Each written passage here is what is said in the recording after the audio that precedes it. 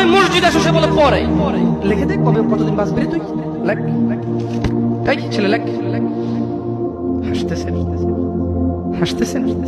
ইন্না লিল্লাহি। সে বলে পরে। তার এই কথাটা মিনিং করে সে জানে সে কতদিন বাঁচবে, তাই সে পরে এক সময় সময় করে এসে দিবে। ইন্না লিল্লাহি ওয়া ইন্না ইলাইহি রাজিউন। কত বড় মারাত্মক কথা। হায়াতের মালিক কে?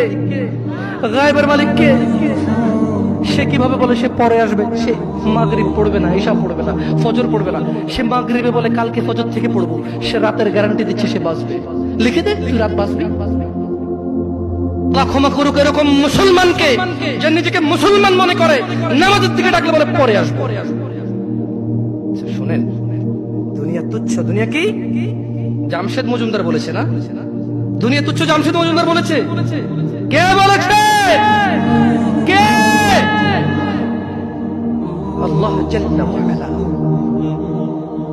রব্বুস সামাওয়াতি ওয়াল আরদ, যিনি জমিন এবং আকাশের মালিক, তিনি বলেছে দুনিয়া তুচ্ছ, খেল তামাশার বস্তু। আর আল্লাহর কাছে যা আছে তা উত্তম।